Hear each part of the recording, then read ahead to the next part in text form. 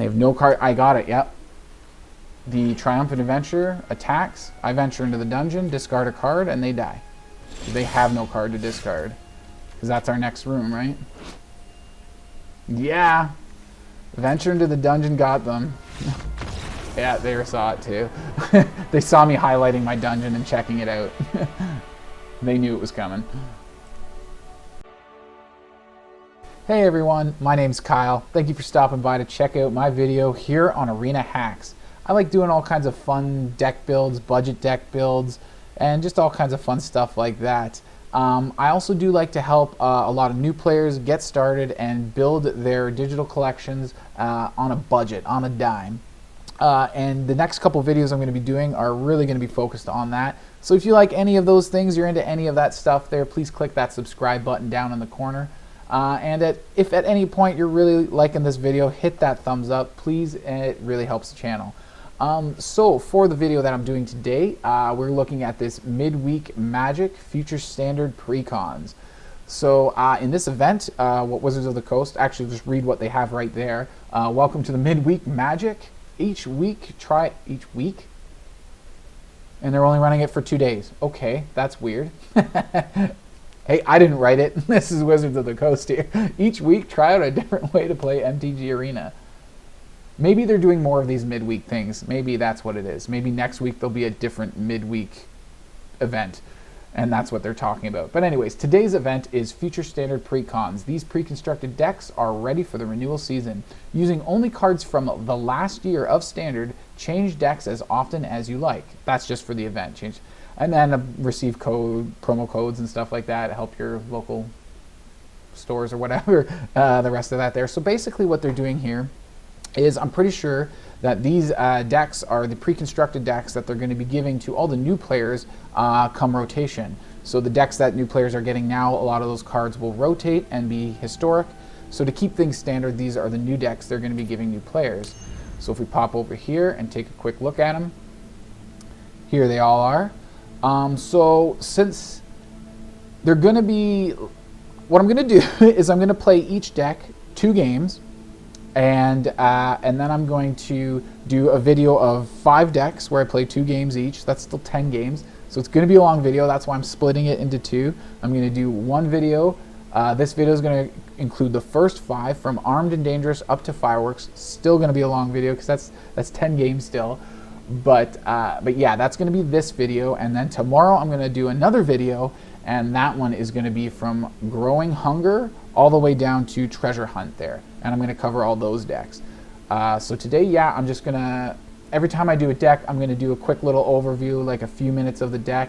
I just need to look at it, try to figure out what they're trying to accomplish in the deck, so I know how to play better and hopefully get more wins. So let's take a look at how that goes today and get back to a wrap-up. Okay, so looking at what we got here, Kitesail Cleric, 1-drop flyer, kicker for tapping creatures, Resolute Strike, that's not bad. Nice little combat trick. Charger's pretty aggro. What do we got here? Okay, this guy dies and creates a warrior, so it looks like we got warrior synergy. Here's some equipment. Dies, you can, okay, come back as a construct. I'm not sure if that really synergizes too well with a warrior deck. It looks like we're warriors, fighters, not all warriors, but you know, that kind of synergy. Here we got Kargan. Other warriors get +1/+1, so lots of equipment. That's usually a warrior kind of thing. Warriors and Berserkers looks like this deck is Maul. Oh, that's nice. So all the new people coming in will be getting a Maul of the Skyclaves with this deck. That's pretty cool. That's a good card. Good card. So what else do we got? Ooh, Halvar over here too. That's nice. Yeah, so this guy's pretty freaking sweet too. It's so funny that this is the first deck I'm looking at because I was actually working on my own kind of Warriors deck and everything myself. So, and it's funny seeing a lot of similar elements here. Mine's nowhere near budget friendly. It's got a lot more Halvars and showdowns in it, but that's nice that it's giving you all these cards to start off with, at least one, or the newcomers anyways. So that's pretty cool. More equipment here. Rune to go with the equipment. Rune of Sustenance, yeah. A little burn spell here. That could come in handy. kickable for 5 damage instead. That'd be real nice. That guy's pretty good for a rare as well. I haven't played around with this guy too much. Arnie Broken Bow. Broken Brow. Whatever. What's coming out of his head there? Whatever. Yeah, Kargan Warrior, good stuff. Showdown's amazing. This guy's interesting. He's got that equipment synergy. He gets +2 each equipment attached, and you can get double strike from this guy. You can get double strike from this guy. The problem with Blade Masters, it only works with warriors. Only equipped warriors have double strike. This guy's not a warrior. You know, this guy, the dwarf token, is a berserker. This guy's a warrior. That guy's not a warrior either. Halvar. Yeah. That guy's a berserker, right? So I guess they're mostly warriors. 4/5 trample warrior, another angel warrior. You can. Is this the one you exile? Oh no, you get something 2 mana or less back from your graveyard. Okay. I kind of see how this deck's supposed to work. Equip your guys, swing in, do lots of damage, double strike, all that stuff. Kill your opponent's creatures every now and then. Maybe gain some life, get some hate. Yeah, okay, I see how it works. Oh, I feel a sneeze.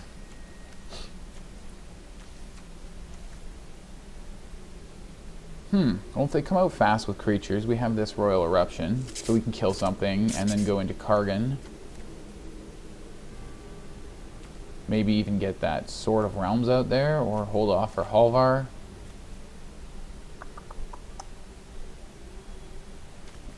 I say we keep, give it a try.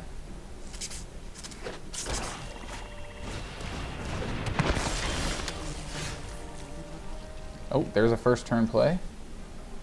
Or do we do Alpine Meadow first? They kind of want this guy dead. Let's just go tap land. It does something when it when this dies, choose one. Create a treasure token. Okay.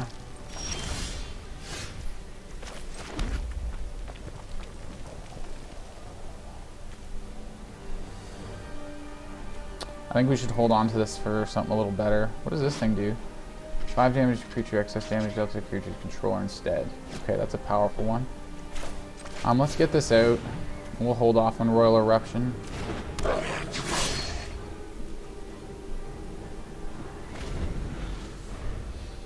Question is, do we block their neck? I think I'll say no. They're just pecking away for 1 right now. Let's not give them the ability to kill my goblin or get a treasure token, which is ramp, which they could ramp into something nasty. Looks like the black-red deck, so we're getting an early peek at that. Create a treasure token, quick creature can't block. Can't be blocked. 3 less power. Oh, that's interesting. That's really interesting.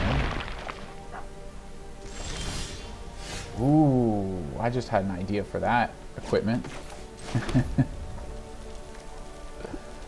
So now what? Kargan? Sure, why not?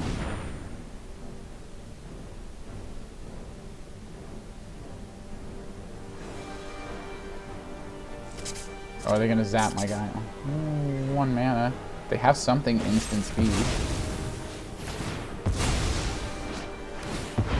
Artifact or creature, draw 2 cards and create your treasure token. So we gave -1/-1 to this guy. To my goblin so I can attack with him and do 2 damage. So I did 1 damage to a face instead.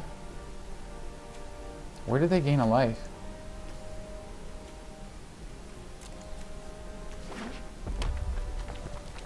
Did my goblin? I just did the damage to them. Why are they at 20?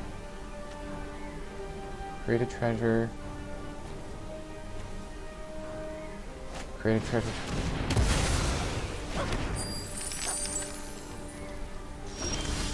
Huh. I don't know how they're at 20 and not 19. What spell did they just use to kill my Kargan? They just got it all, don't they? Yeah, Planeswalker. Create a treasure token. Dancing Sword. Equip for 1. I don't have any creatures that are all that cheap, so let's go with this guy. And then we can try to get this out and equip next turn, maybe. Does it get anything else? Just +2/+1? And when the sword, when the equipped creature dies, the sword could come to life. With ward, it's a 2/1 flyer with ward. Wow, jeez.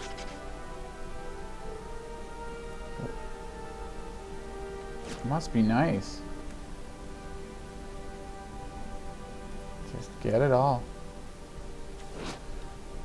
Other creatures you control enter the battlefield with an additional +1 on them for each mana from a treasure spent to cast them. Man, they're just getting all their good stuff. How is this a 7/7? Seriously? 3? They used 3 treasures on it, I guess? Yeah. 5 damage. Yeah, I can't do anything about the flying. That's such BS.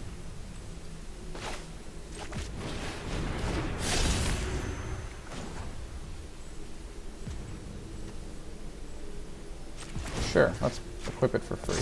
Why not? Hopefully they block with their big 7/7. Oh no, so they chump it with that guy. Alright.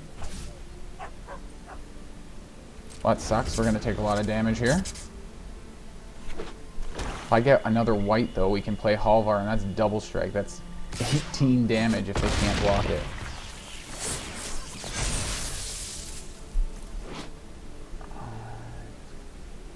Oh, of course.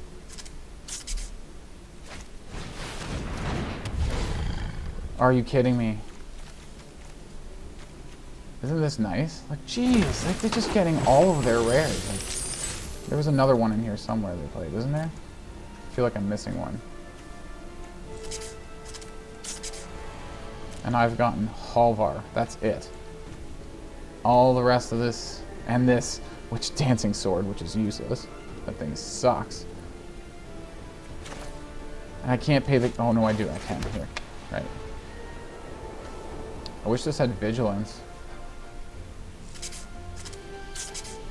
I need something, a flying blocker.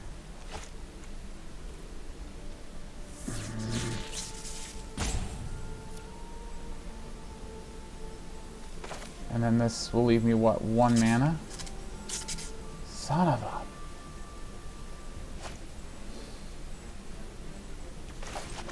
Okay, well...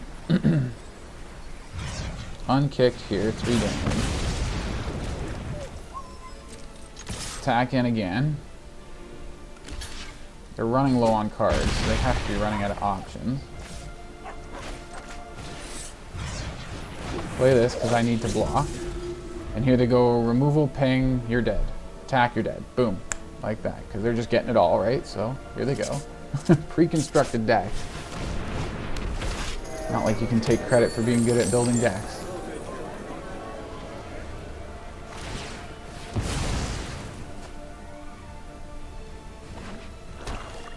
Drawing cards, so they're digging. Or treasure, so they're eating their treasures to get cards. So now they have no mana to cast anything. Here they come. Gotta get rid of my chump blocker for sure. That is absolutely terrible. That's game, yeah.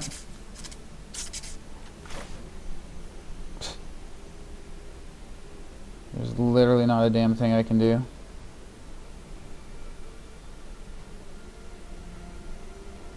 I need flying.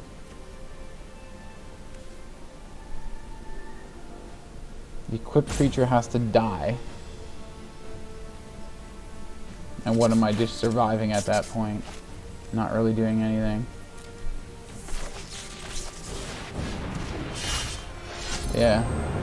Thanks for the rigged game, Wizards. Why would I put this anywhere else? I could put it here, that's not going to do anything.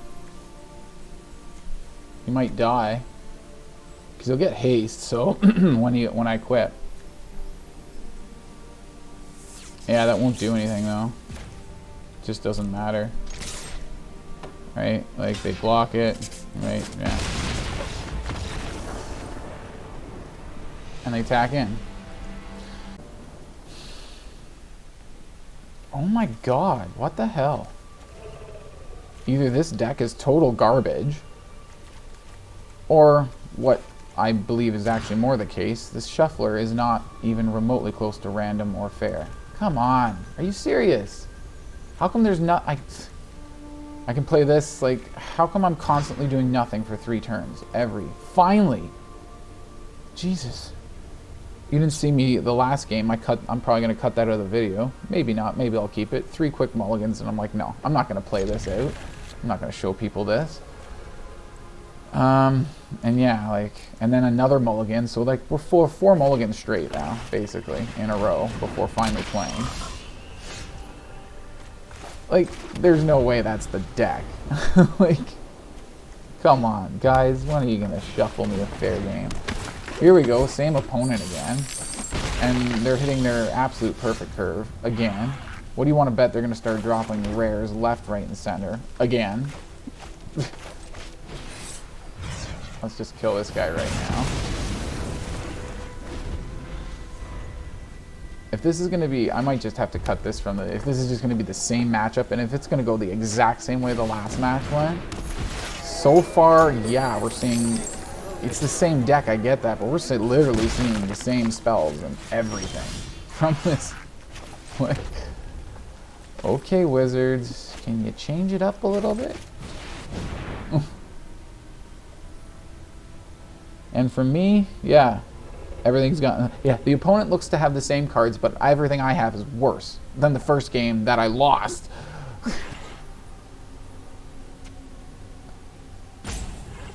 Man. I love the digital stuff way more than paper. Shuffling, building decks is so great. Doing it on your computer instead of actual paper cards. But wow, the gameplay is so much less fair in this. Like, it's so clearly not random in any way. Oh, look, a rare. And have I seen a single one yet? Jesus. What kind of BS is this now? Oh, there's my first rare. And I'm nowhere near casting it. Typical, yeah. And I'm getting mana choked, right? Have they missed a land drop? Nope. Come on, Wizards, stop with this BS. What are they going to play now? I shudder to think. Okay. Not a big deal, I guess. What's that last card? Yeah, I can't block it. Not like I could have blocked it before.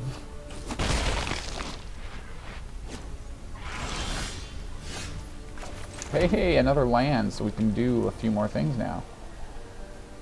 What do we need? 5 mana if we want to create the dwarf with this. I think we go this. It equips for free. And we have nothing else, but at least we can start getting some damage in there. Let's go for it. And then maybe blow up instant speed my guy. I was gonna say they better not. Better not have it all. They could block and kill him. Yeah, that sucks. I thought it'd be enough damage. What does this guy do for them, though? Does some pretty good stuff. So does my Blade Master, but I need to hold on to it. I should have played this guy now that I think about it. Ugh. I didn't realize, yeah, I didn't do the math and realize this would be too weak to block them. Oh well, they're only picking away 1 damage. We get 1 more land and we're Lorehold, which we can do damage, right? 3 damage to any target. And we gain 3 life. Yeah. So we can get rid of their unblockable dude. Pain in the butt. What is so if we get 1 more mana, we can do that too. And this can't be blocked, right? Because, yeah. Ugh. So we didn't get the land. Figures.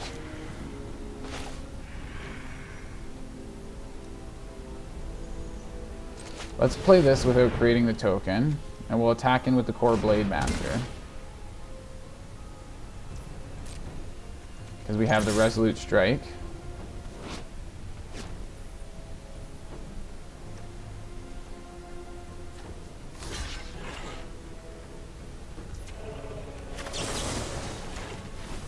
And we might as well throw the equipment on it too, just for fun. Doesn't do trample or anything, does it? I don't think so. But just to... Oh, it does give trample. Where did we get that? Does the hammer do that? Oh, it does. Yeah, it has trample. Nice. Nice! That's 4 damage on the first strike that's going to travel through, and then another 8 damage for 12 going through to their... 12 total to their health. They should be down to... 8? Yeah. 20. Oh! Nice. Resolute Strike. Hello. I didn't even realize. I didn't see the trample on there. I'm like +3, +0, and that's it. Nope, there's trample in there too. Alright, now they stack their creature. That was able to get around me because they realized they can't race me when I have trample on this guy and double strike. Yeah, they're digging hard now because again, they can't race. That much damage first strike coming in. Yikes. And then this just makes it worse. Yeah, let's just do it because this guy will get +2. Oh, he'll get +4, +0. Wow. Double strike. What is that? So he's blocking 6. 4 travels through and then another 10. Yeah. Wow. Holy. All right, the game started off slow and bad. I know I was complaining. But wow. That turned around fast for us. Still didn't get the mana for low hold command though. Interesting. Okay, so that was the Armed and Dangerous deck. That first game was rather, I didn't like that. The second game started out pretty rough too. But yeah, we made it work with the double strike and the trample that came from Dwarven Hammer. Ooh, that hamper was so necessary to get that trample. I didn't even see it. I saw the +3/0, but I'm like, I totally missed the trample there. But yeah, pretty good deck. Again, all luck depending. Let's go into the next one. Okay, so here we are, Avalanche, the blue-green deck. So, interesting. So there's a good rare. Sun and Spirit, you're supposed to build that up, I guess. So a little bit of aggro there. Bubble Snare, removal, more, well, makeshift removal. This is more removal. That's really good stuff with the Snowlands. Lots of snow synergy here. You seem to get one. So the pathways seem to be the rare land that they're giving away. Or not like giving away, but like one per each of the pre-constructed decks here. As I've been noticing, which is not bad. They're pretty good. They're untapped, 100%. You choose what color. Pretty decent stuff. All these Snowlands here. So let's get back to the rest of the deck here. Avalanche Color. Snowland you control becomes an elemental hexproof until end of turn. Still land. That's pretty good. Get some extra damage in there for 2 mana. You can be activating this as early as your 3rd turn, which could be brutal. Having a 4/4 elemental creature with hexproof. Yeah, that could be pretty brutal. Emergent Sequence, a little bit of ramp there. Get those extra lands. Benefiting from the extra lands, ramp from the Cobra. A little bit of makeshift ramp from Sculptor here, so lots of ramp I'm seeing. What? Gretchen Titch Willow. 1 copy, uncommon, 4 mana to draw a card. You may put land card from your hand on the battlefield. More land synergy. A lot of this ramp is all land synergy. Let's get lands out of the library, out of our deck. Put a land card from your hand onto the battlefield tapped. Draw a card. Okay, yeah. I remember Zimone. Draw 2 cards instead, so all land-based stuff. Quandrix Command. I was never really the biggest fan of Quandrix Command. Or no, which one was it? Was it Quandrix Command? I can't remember which one that I wasn't a big fan of. Counter target artifact or enchantment spell. 2/1/1 counters on target creature. Player shuffles up. Okay. More land stuff. More land stuff. Card draw as well. Okay, yeah. Search your library for snow reveal. Put in your hand for each other snow permanent you control. +1/0, and you get to tutor up another land, a snow permanent. Snowland, has to be Snowland. Bergstrider. Interesting. Gravenlore, Scry X, okay. Is the snow mana. And then draw 3 cards. That could be very powerful. You could potentially be scrying up to 5. What do we have? We have 1 non-snowland in this deck, so yeah, you could potentially be scrying up to 5. Most likely, yeah, you're going to be scrying 5, and then drawing 3 cards. That's pretty freaking powerful card draw there. Ooh, this one, making all your creatures lands as well. Anything that your opponent has that like destroys non-land will not be able to target any of your creatures then, because they'll all count as lands. So big on the lands with this deck. Big on the lands. Search your library for creature group 6 or greater. Reveal it. Put your hand in the shuffle. What do we have 6 or greater? We have Bookworm. Gain 3 life when it enters the battlefield. It's got Trample 7/7. Put your hand. Okay. Put Bookworm from your graveyard into your library. 3rd from top. Wow, okay, that's weird. Icebreaker Kraken. Each snowland. Interesting, big stuff, very powerful. Don't untap during the next night. Interesting little protection there. Alright, well, let's give it a try, see what we can do with it.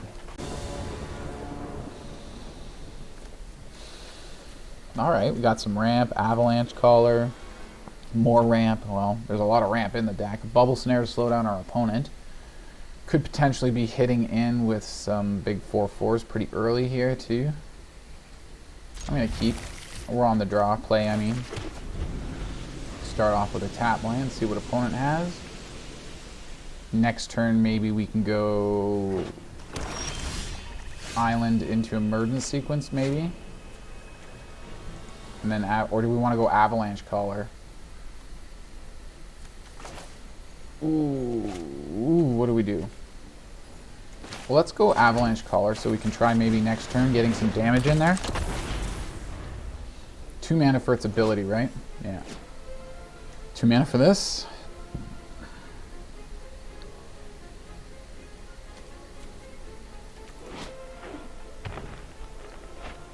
Doesn't say you untap it.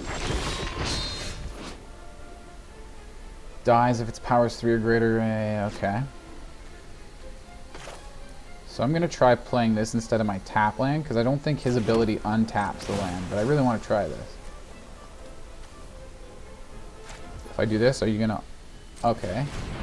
There we go. And it's got hexproof. In we go. Boom. That's a hit.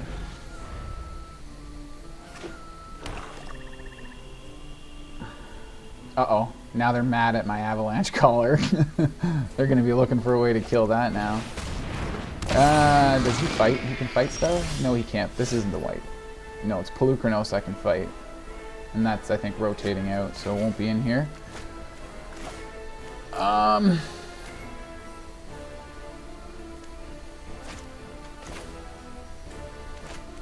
Let's go this way and do some ramp. What do we have on the field? It's island, island, and then, yeah, this, we've got 1 forest in hand. So let's just grab another forest. 2/2. And we're fine for now, I guess. How does this guy work again? When he dies, I think, Grakmaw. Okay, 3 counters. If a creature they control dies with counters on it, then Grakmaw gets a counter. And yeah, creates a creature XX.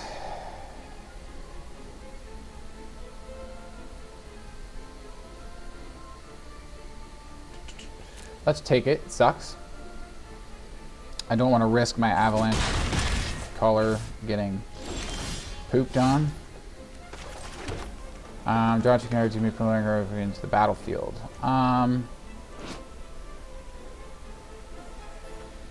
That's a nice blocker. That's going to take all our mana. Well, let's throw Bubble Snare. Whoops. I didn't want to kick it. Unkicked. 1 mana on Grakmaw, so now it can't untap.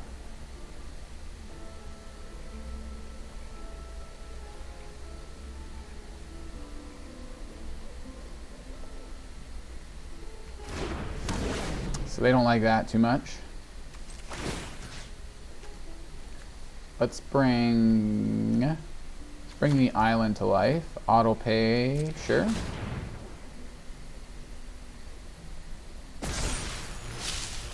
And let's just attack in with everybody. Do we want to attack in with everybody?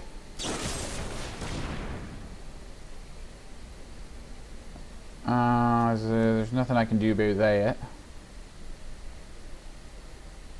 Alright, yeah, I have to let that go. Son of a... Let's just get that damage in there. Avalanche Caller's dead. Oh, no. No! Oh, no!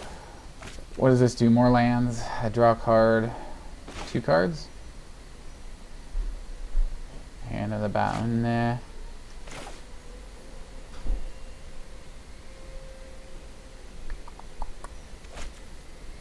Alright, let's go this way.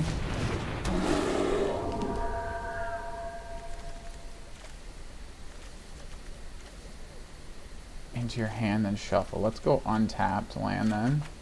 It goes into my hand. And then we don't have to tap my creature there. My creature land, we can just go like that. Alright, so we got a pretty solid board right now. If they level up their ranger class, if they didn't, they have some kind of trick. They're going to try to take down my big bad wolf here. Bear, I mean. Let's just block that. Yeah, let's just trade that. They have everything tapped. We've got lethal. Okay. Is that it? I guess we don't have lethal now, though. Actually, we do. We can tutor up another land this way. And that'll get us lethal.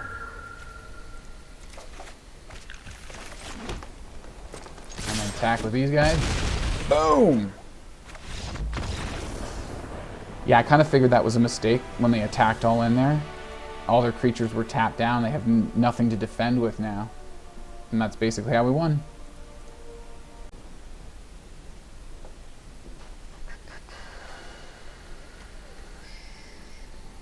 Sure, I guess. Give it a try.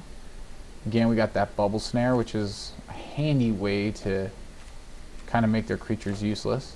Especially one like Grakmaw, like I did last game. Sure, yeah, I guess we're keeping. We can do this for blue and get our Ascended Spirit out. We won't be able to pump it up next turn unless we do get a blue thing here, which we don't.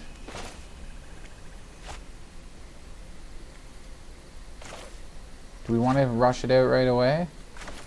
Let's do our tapped land, Sculptor of Winter, and then maybe get this out. We can maybe throw Bubble Snare out. We can try to... Hopefully maybe they try to target my other stuff or kill my other stuff first. Ooh, that's gonna suck. I'm gonna have to pay this kicked if I want to use it to take care of that guy. Let's go for Sculptor of Winter right now. And if there's no way of them in giving him first strike or increasing his power or toughness, I might just trade my Sculptor of Winter. We've got more ramp in this deck, as we saw. Cultivator's more ramp. Ugh.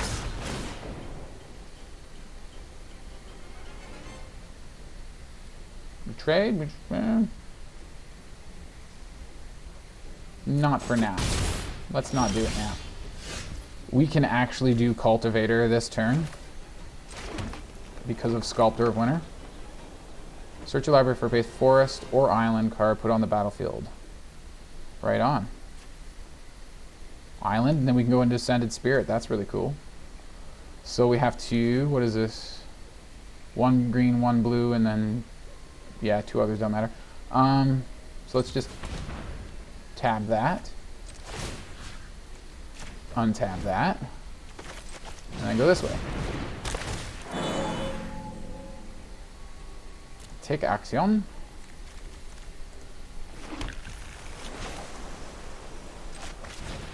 Ascended Spirit. There we go.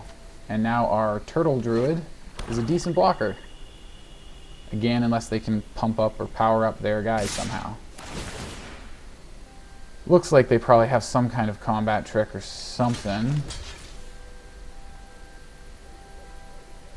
So they're probably going to take him out. I hope it's a trade.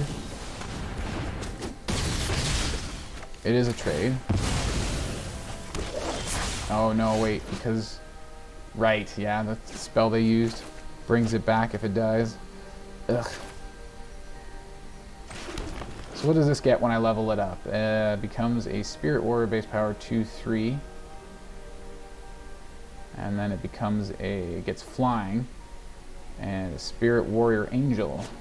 And that costs 3 mana. So, another big guy. Target artifact, creature, or creature in opponent control. To cast this spell, permanent doesn't untap turn. You know what, let's do it.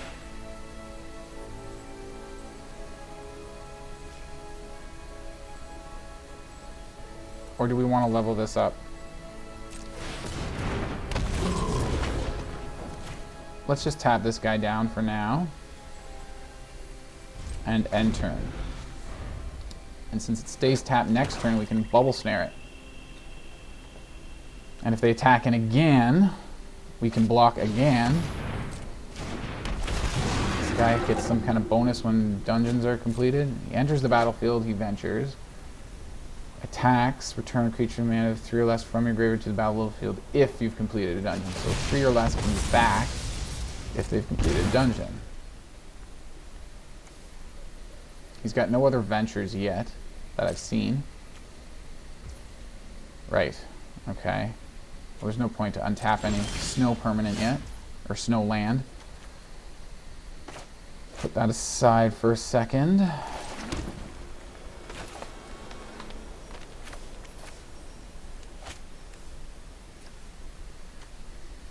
It gets their abilities. This doesn't really have any combat abilities. Do we want to tap one down? Yeah. Here, let's just do some ascending. When he's an angel, does it have vigilance? Becomes a Spirit Warrior Angel with base power 4/4. I don't see any vigilance in there. Kind of want to tap something down or keep this guy tapped.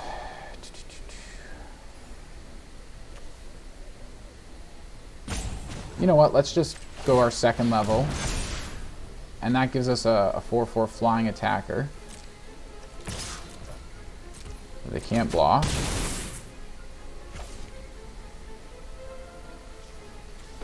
Do I bubble snare their guy? Let's hold off. Let's hold off on the bubble snare. Ugh. So they're going to keep working through that dungeon then. I'd rather not discard this, but we do have 2 blue and that seems to be okay for now. So I'll discard this land instead of taking damage. And they only have, they can either get rid of Aetherhub or take the damage themselves.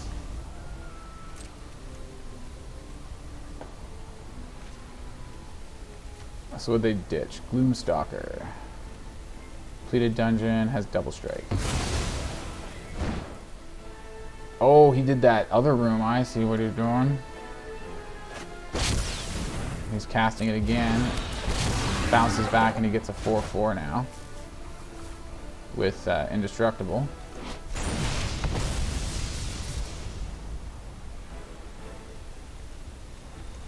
And what is that for? How many snowman? It's hard to see that symbol there. Those symbols. 1, 2, 3, 4. Oops, sorry. I was waiting for me.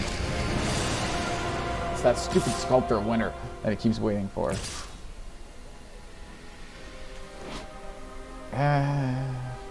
He completed a dungeon. He's now completed a dungeon. What is this whenever it attacks? Attacks, yeah.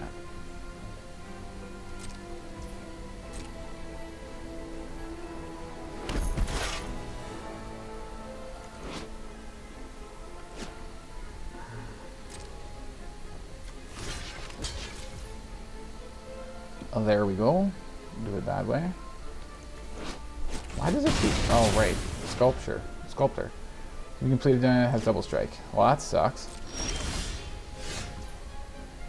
Here's another blue. That's kind of nice. Eureka moment, maybe? We do need to draw cards. And we'll still have enough to pump this guy up more. Let's do it.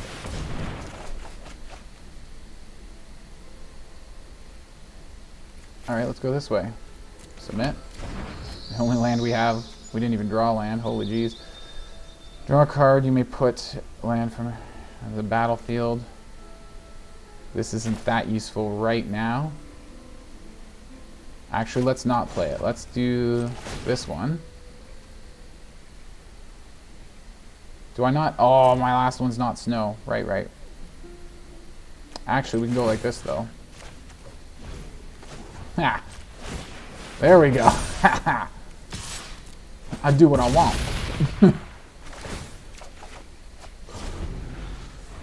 Draw some cards. Oh my god, with the lands. Holy jays. Apologize. So there's that guy. Kind of figured he'd be showing up soon. Here comes that. He's going to get Death Touch because it's got Death Touch and it's got Double Strike and blah, blah, blah, blah, blah. So...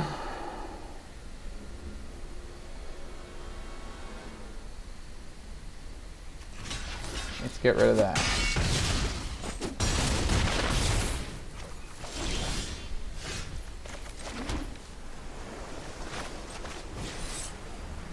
Who do we want to tap down? This guy or this guy? Okay. Let's throw it here. Try to keep going chump blockers. How much?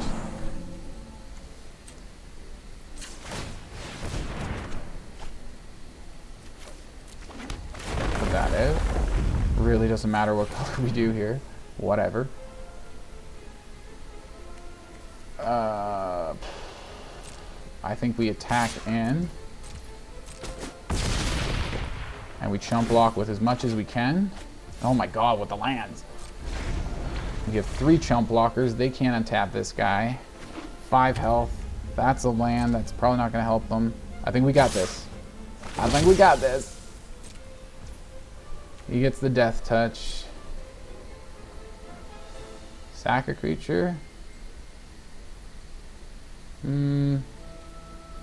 How much? Oh no, he gets a thing. Yeah, I'm not sacking the creature. Okay, so you block. You chump block here. Okay. I was going to change it up, but it doesn't really matter because we're going to attack in and die. Or he's going to die. We're not going to die. They're going to die. Yeah, so once we block both, he sighs. Like, once both are blocked, we have 6 flying over top. Ascended Spirit won the game. Wow. Not a bad deck, though. 2 in a row with this one. So there was Avalanche, the new pre-constructed deck, or one of them, the blue and green one.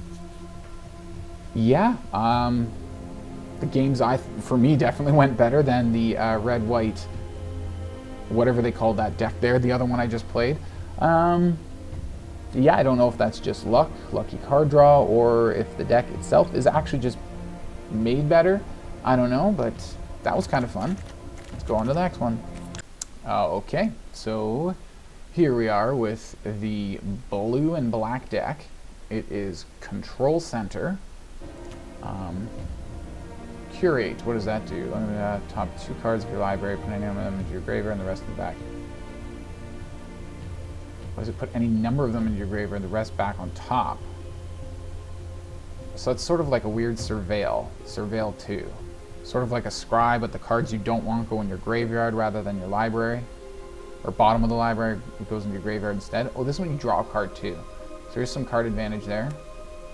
That's pretty good. Counter creature. Kickers.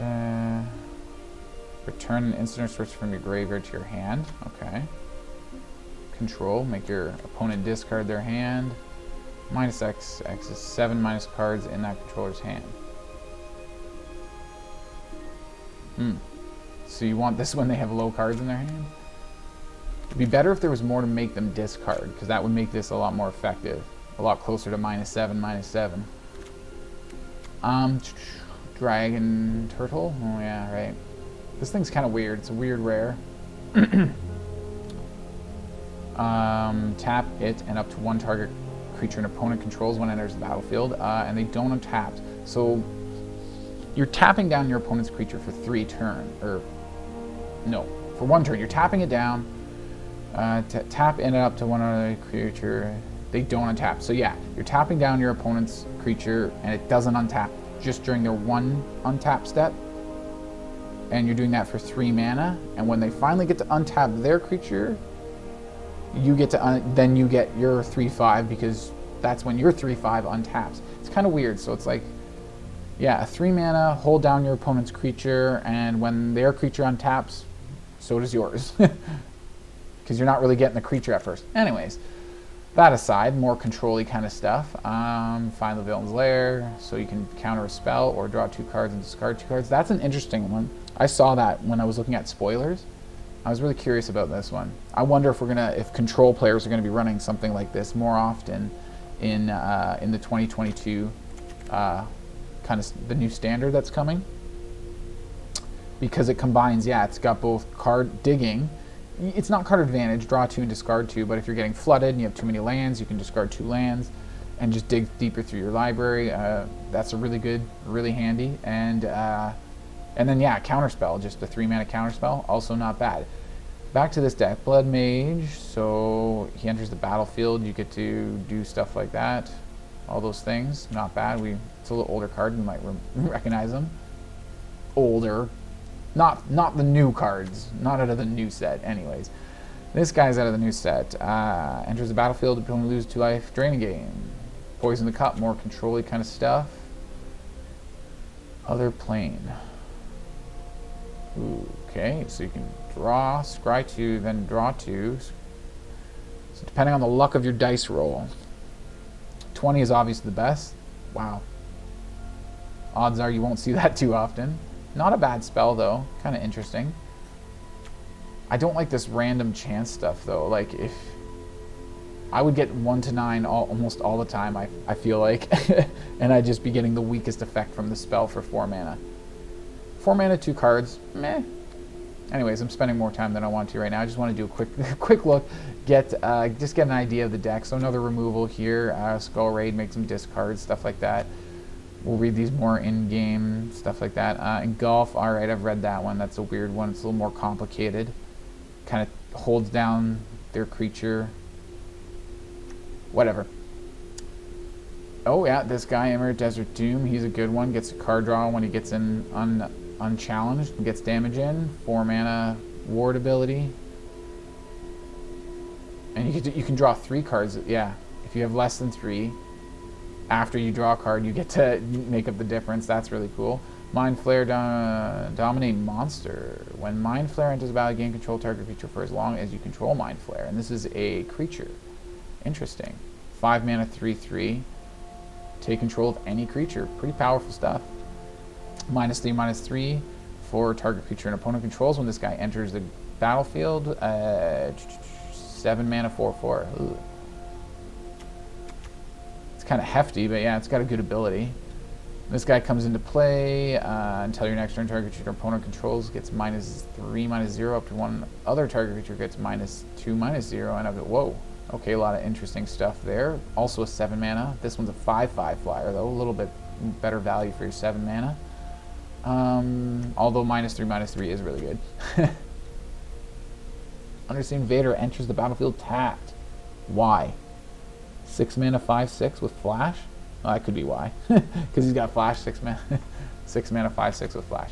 Alright, looks like control the early game, counters, removal, draw your way into some big spells, and dominate, I guess is how this deck is supposed to work.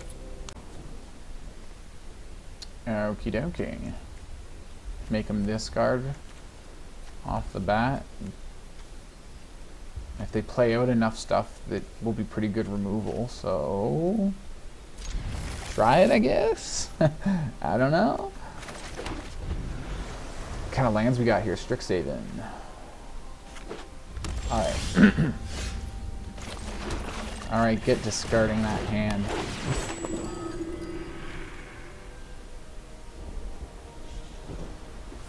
I like these sleeves. Those are cool sleeves. What'd you discard? Veteran Dungeoneer enters the battlefield, venture into the dungeons. So this is a dungeon deck, white-black. Haven't gotten to that one yet. In this whole... Not even sure what to call this video. The new standard or something. I don't know. New precons? I think that might be what I'm labeling it. New precons. They have 5 cards in hand, so that's a -2/-2 here. Instant speed. We might even just trade. Do we want to trade? No, let's just hold off end turn. This thing already did its damage, right? Yeah, go ahead for now. If they attack in with that, we can trade. Let's see what they do. No attack. So let's flunk their new guy that they just played, because it's Death Touch. And our creature can handle the one they got. Counterspell, that's interesting. And the turn. Until I have something I can attack in more reliably with, I just have to hold up these instant speed spells and go from there. So let's see what they play now. Mr. Quanaris. Yep. Get rid of that. You don't get to venture in the dungeon and replay him over and over again. Let's put that guy in your graveyard. No attacks, we'll hold on to our flunk. Keep building up towards this guy, 1 mana away. Sit tight. And he's got flash, so even next turn when we play this, and we have the mana, we're not going to cast them right away. Hold up flunk, and if they don't cast anything we want to flunk, then we cast our invader, who will untap right away if we cast them at the end of our opponent's turn. Are they paying this kicked? No. So we can flunk that too. Attack me with your dude. This guy. Attack, so we can trade. And then I don't have to use a spell to kill it. This thing's got lifelink, which I don't like, so we're going to flunk that.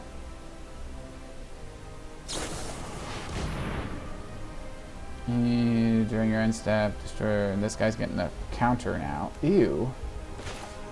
I still got to get their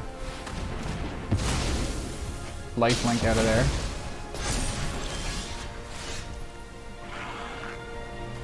So let's go this way, just so we can play this guy now. Yeah. What else you got?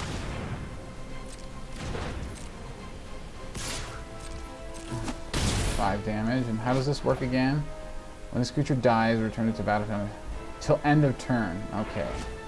So I couldn't have blocked it with this guy anyway. If it was kicked, return your creature target your graveyard to your hand. Ooh. We can grab a flunk. Their hand is empty. Can we play the kicker? Yes, we can.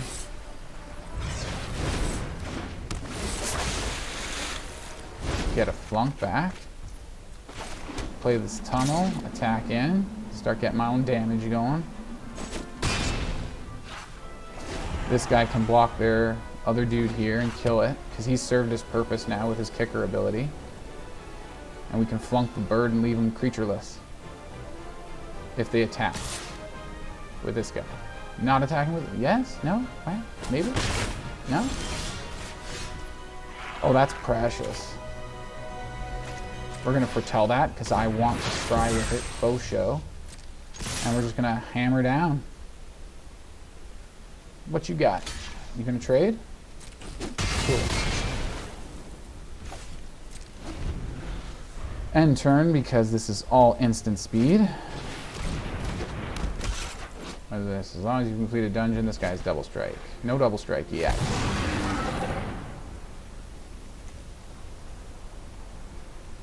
Alright, okay, venture into the dungeon.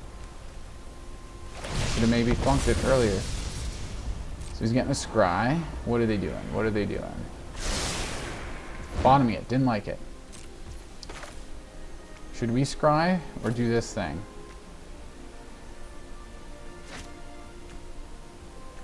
We get rid of their flying. They're using it to go through their dungeon too. Let's just hit that.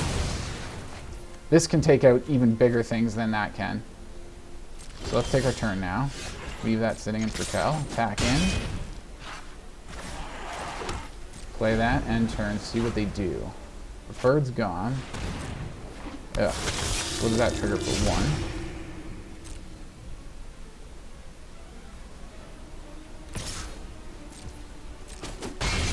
I don't know, do we use this now? Probably should have prevented the damage if we do.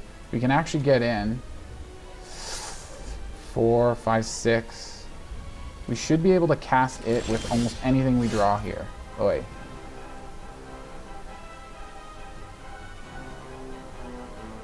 Okay. We're gonna kill this guy so our damage can get in. That puts him down to 2 health. Oh no, I was smashing spacebar and I didn't scry properly. Okay, this might actually end the game, but we're 2 draws away from it. Ugh. So let's attack in. And we don't want to take any damage from that guy, so we'll play this as a chump blocker. And they have to leave this guy as a chump blocker now. Oh, I should have... Okay, they're gone anyways. I could have moved this guy to the top. Yeah, I could have moved, just scried this guy to the top in this one. Actually, I would have wanted to keep that one too. It's a good control card, and we had the mana. I would have just rearranged the order, so we drew this one first, because that probably would have ended the game, right? Because they were at 2 health, right? So it didn't matter what their blockers were, we just get that damage around them. First game with this, pretty good so far.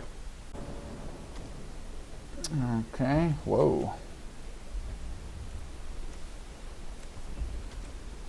Decent early creature, I guess. Some removal, more removal. Alright, let's give it a try, see how it works out. It's not like it's super sketch or anything. More control-y stuff. Take a turn off to... I think I'll take a turn off and foretell this. Get that set aside. Play a black, and then 1 black is all we need from the foretell slot. And then we got that next turn. Ooh, Avalanche. Caller, you are a punk. What does this guy do again? 2 cards of your library. Put any number in the graveyard. Rest on back on top, and you draw a card. 2 mana, instant speed. Not bad. Let's get that black source out there.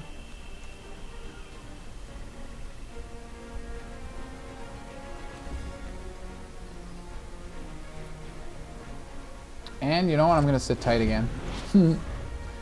This is instant. We can do it for 2. And what does it do? Exile creature, planeswalker. So when they bring up their land to life. Oh, right. It's got hexproof. Okay, we should have did it before. I forgot that it gets hexproof. So we take the 4 there. That's cool. Or that's not cool. But I should have done that before combat. Oops. At least we're still getting the scry. Do we need the land? What is this thing? More card advantage stuff, which I don't really actually need right now. The land might not be too bad.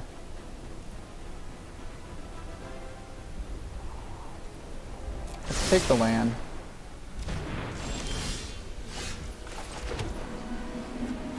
And let's just end it there. We can curate, or we can cast this to counter something they play, if it's really good. That's pretty good.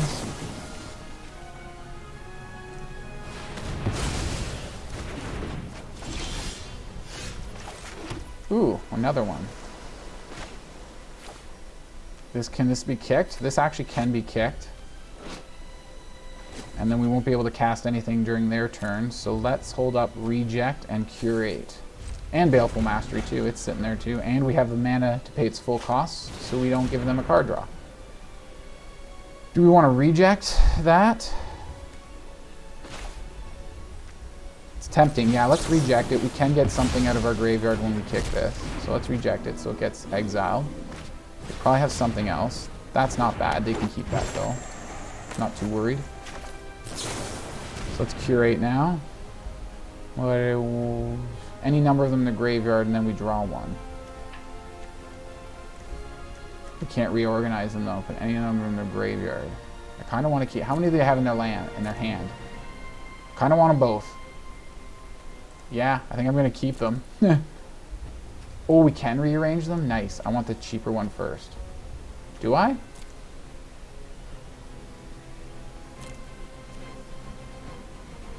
Yeah, let's get some cards out of their hand. Let's leave it that way. Oh, we draw them both too because it was right before my upkeep. Why did I think I could kick this? I don't have the mana to kick this. 2 to play, 4 to kick. I'm 1 shy. Alright, let's make them discard something. We still have the 2 mana Baleful Mastery on deck, ready to go. They get a card draw, which I don't like, but in a pinch, could be handy. What did they discard? This guy, okay. Do we want to play this now anyways? It'll slow down the ramp a little bit with this.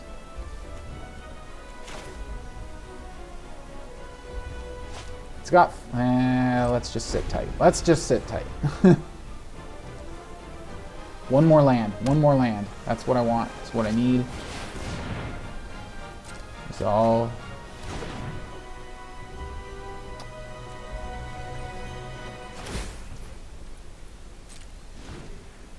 So there's their extra ramp that they get. They untapped it. So they're just holding up 2 mana for something else. Do we play this now and just keep that tapped down?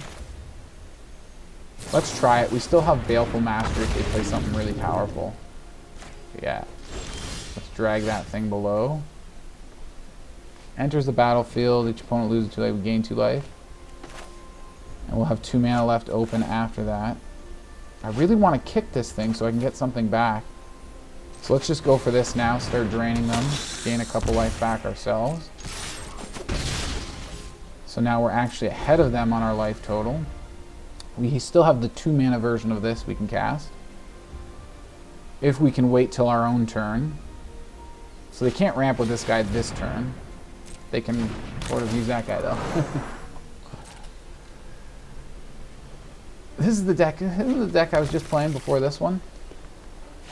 I mean, I already played 1 game with the deck I'm running now.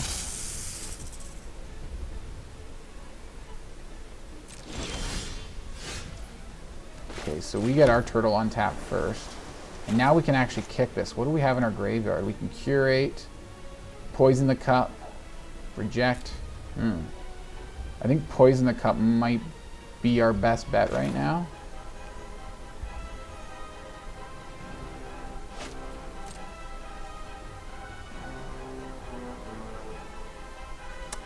Do we want to go in with everybody? Yeah, let's go in with everybody. Why not? They have to double block my turtle to kill it. Oh, I didn't see that block. That's a good block. Oh well, we got some damage through. Not too worried.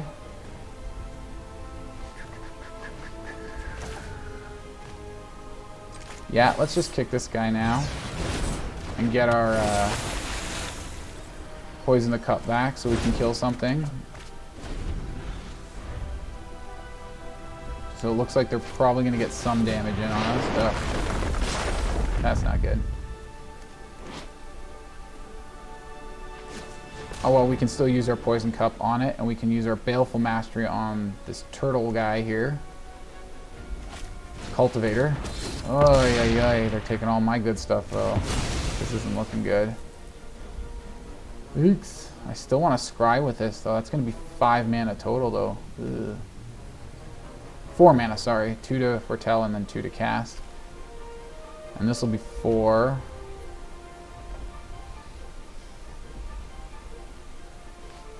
Yeah, this is bad. We can get rid of this guy next on our turn. Unless they have some kind of indestructible instant. Which I don't think they do at instant speed. I don't think so.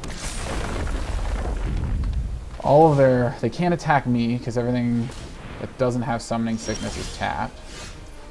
Ooh, this one's interesting. What does this do again? To exile target non-ooze creature an opponent controls until this Cube leaves battlefield. Dissolve. Put target creature card with mana value X. Exile it into its owner's graveyard. Engulf. Mana value X. Oh, this is a creature too.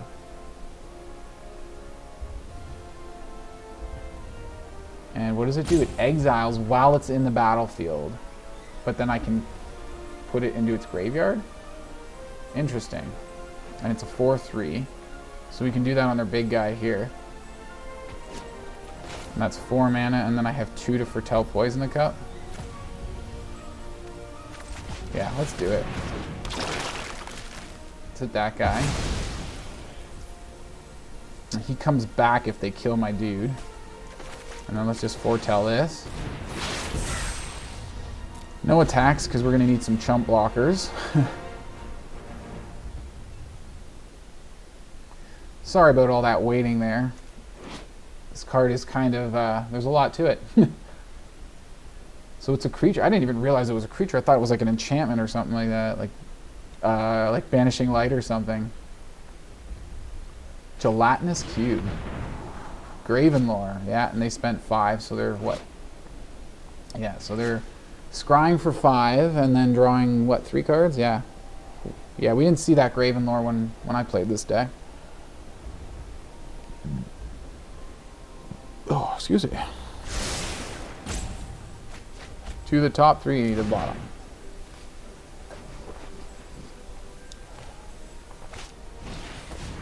Son of a... Of course they had to.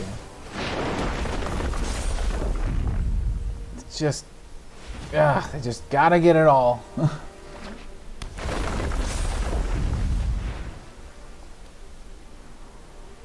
Of course, and here they rush out 100 million other things now. So they got everything back that they needed. Probably gonna attack me for 100 million trillion damage. Not quite, but still pretty damn bad. Holy F, I don't have enough removal for this shit now. Oh, maybe. -7/-7 for 2 mana, this for 2 mana. I can't cast all of them though. Damn it. I can cast this and one other. This is instant, this is instant, this is instant. So, that sucks. Let's just sit tight then. We got a chump blocker with Elderfang Disciple. I don't think we're winning this. Oh yeah. Well, when they draw like pretty much all of their rares and I get 2, and this one kind of sucks. Is that it? Just 2? Oh no, I got this one here. Right. Target opponent and don't attack. Okay, fine. Whatever. Of course, you're just... How come I never got all this stuff when I played this deck? Like, look at this. I mean, I think I did pretty good with the deck, but I didn't do this. I didn't get any of this with the deck. Wow, it must be freaking nice. Wow. Anyways, let's kill something that's doing a lot of damage here. Like this guy. Let's get rid of that. No counter spells?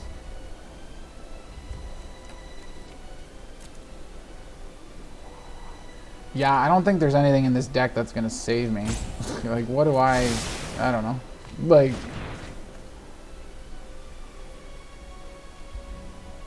Yeah, I really don't know what I could possibly have that'll do anything.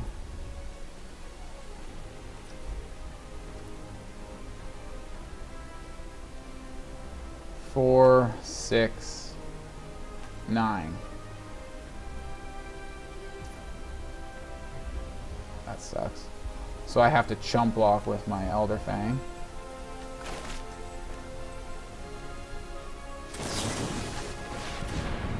Or I could have played that for 2 mana and then held this up and used it. But it doesn't matter. It's just... And then they still got the 8/8. Like, here's like... This like... Did I ever come close to doing this with this deck? Did they ever even come close to showing me these cards when I played it? Oh, I missed this guy. Still, it'll be blocked enough damage that it won't die. I won't die. This turn. If I blocked this guy, it would have been at 2. Oh, wow. Nice. Very nice. GG's.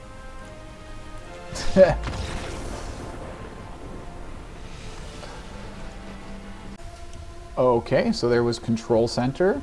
That last match there, I really feel like that's pretty much every time I'm in just the normal standard queue and I run into somebody running a pre-constructed deck. It's just like, here's all the rares, here's just awesome stuff, and I'm like, what the heck, this is a pre-constructed, like, what the heck is this? They're just getting all the synergy, like, all the cards they have one of that synergize with each other, like, oh my god. But I guess that last game wasn't that bad. I think it's mostly just because I think this rare is kind of... Why is it rare? It's really not that good. You hold down one of their... I guess in a certain situation, maybe I should have held it longer. Maybe. I don't know. Yeah, I guess control decks, you usually hold on to your cards and play them later when they have more value. I don't know. I just feel like it's very... I don't know, you're doing the same to yourself as your opponent? I don't know. Maybe I did play it too early by holding down their whatever their ramp creature was. But anyways, let's go on to the next deck. Alright, so here we are with Dungeon Delving, a black and white deck here. Just by the name, I'm thinking you're supposed to go and venture into the dungeon lot, and I've already encountered a few of these cards in the games I've been playing in this event so far. So we've got a Veteran Dungeoneer, enters the battlefield, venture into the dungeon. That guy, Borrowin, yeah, so whenever he enters the battlefield, venture into the dungeon, just like this guy. Oh, this is a 4-mana 3/4 also. This is a 4-mana 3/3, venture in the dungeon when he ETBs. And whenever this guy attacks, you can return a creature card with mana value 3 or less from your graveyard to the battlefield. So that's pretty cool. It's pretty powerful if you've completed a dungeon. So you have to complete a dungeon first in order to trigger that. So here we have another ETB, venture into the dungeon. As long as you complete a dungeon, this guy gets 3/0 and flying. That's pretty good. 3-mana 3/4 with flying if you've completed a dungeon. This guy, and it's an ETB venture. As long as you complete a dungeon, this guy has double strike. That sounds pretty powerful. Double strike is good. 3-mana 2/3 with double strike is really good. This guy enters the battlefield, venture, and whenever he attacks, you also venture into the dungeon, which is really cool. If you can protect him, you can reoccurring venture into the dungeon over and over again. Yeah, as long as you can protect him and keep tacking in with him. Where is he? Up here? So then we got this guy here. Yeah, venture every time. If you play him and you haven't completed a dungeon, you venture every time you play him, bounces back and you venture. Sort of weak removal. It gets more powerful if you completed a dungeon, but it also ventures when you play it. This guy ventures whenever he deals damage, and he's got Death Touch, so nobody wants to block him. I kind of skipped over Silver Quill Command here. I don't know how I missed that. One of the rares in here. I think we went over another rare. I think I did, or two. Yeah, this guy, Natter, and Aetherhub is the other rare. And then we also got Silver Quill Command, a 4-mana sorcery. I think this might be the one I'm not too fond of. One of the commands I'm not too fond of. Target opponent sacrifices a creature. Target player... That's actually really powerful. Target opponent sacrifices a creature for 4 mana. That alone. 4 mana to do that. That's pretty powerful, actually. So this must not be the one I'm not fond of. Target player draws a card and loses 1 life. That's actually pretty good. A little hefty for 4, but you're doing 2 of these things. So yeah. Return target creature card with mana value 2 or less from the graveyard to the battlefield. And 3/3 flying until end of turn. Versatile, lots of stuff there. That's a good card. Vanishing Verse is another rare, very good card. Instant Speed Exile, monocolored permanent. Pretty good. This guy's awesome too, another rare. Death Touch, and whenever he attacks, venture into the dungeon. So he doesn't have to deal damage, he just has to attack. But nobody wants to block him because he's got First Strike and Death Touch. So that's really good there too. No Priest to get back your stuff from the graveyard if you can kick it. If you have the mana for that, this guy helps you. I can already see when I was doing my dungeon deck, I can already see a lot of similarities here. And I've been wanting, because of this guy, I've been wanting to do my own kind of Silver Quill dungeon deck, similar to this. And this deck's already kind of giving me some good ideas. Some things I would rather swap. But yeah, that's interesting. Like this guy I'd probably swap out for something low mana that ventures into the dungeon. But anyways, yeah, based on your creatures in your party, you gain life and drain your opponent. This guy, you can get your creatures back, protect them from dying. They die, they come back. Also plus 2/0 until end of turn.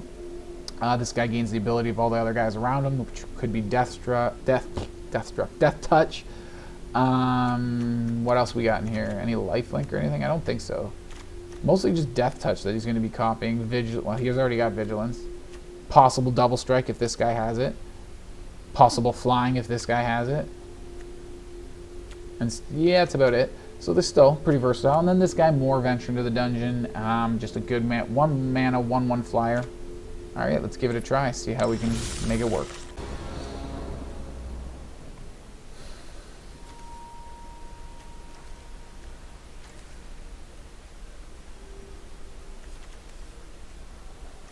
Yeah, we need this to go with our well, we have it to go with this guy. Play this guy and we can keep blocking and bringing him back. Probably killing whoever he's blocking. We go first. Okay, let's give it a try. Let's give it a try.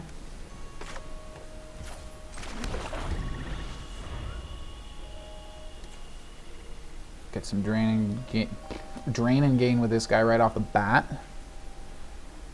Unless we draw into something else. Cleric. This is a warrior, but we won't get the warrior out first. Yeah, definitely not. Let's get some stuff going.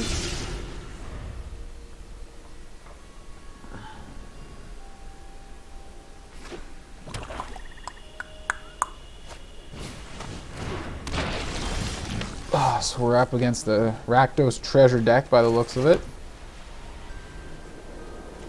And they do kind of want this thing dead. Owner's control.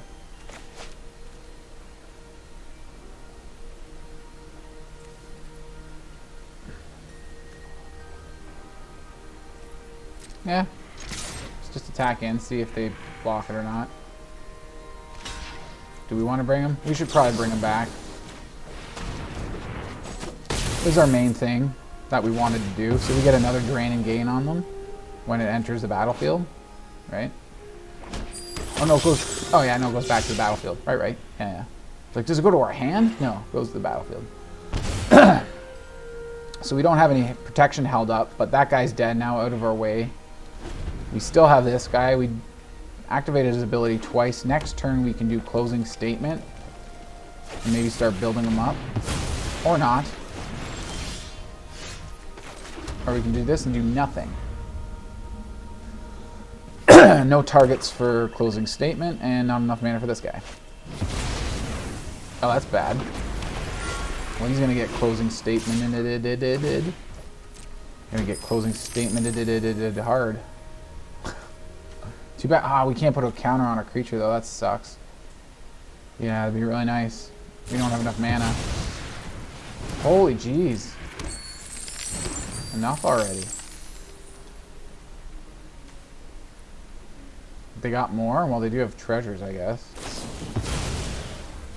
Don't tell me they're just going to get game right here. They're building up mana, though. Doing a lot of damage. I hope you have no more creatures. That thing has to go. They're going to get another treasure from it, too, when we target it. Ugh. Give us a 1 mana creature or an untapped land and a 1 mana creature. How the Jesus.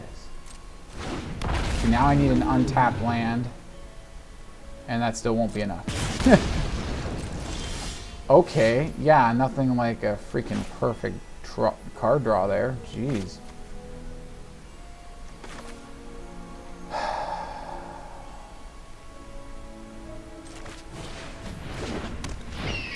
Let's play this. Closing Statement this guy so he doesn't get any more, doesn't build him up anymore. Just 1 more treasure out of him. Take that. We're gonna have to let this guy do damage to us this turn. What does this thing do again? I think enter the battlefield for each treasure used to cast them. That sucks. So next turn we Closing Statement this guy. Leave this guy as a blocker with Demonic Gift. If Hopefully we can hold the mana for it. Yeah, we take the damage for now. Try to gain... They're almost out of cards, so we've got to try to gain control of this board here, and we can probably turn the game around. Do we closing statement this guy? I think we do, because then the Hawk can defend against this guy. Yeah. Of course they do. Of course they have all the answers all the time. Like, literally all the time. I can never do anything. Like, here I am again, just begging to stay alive. Can I lose a fair game? Like...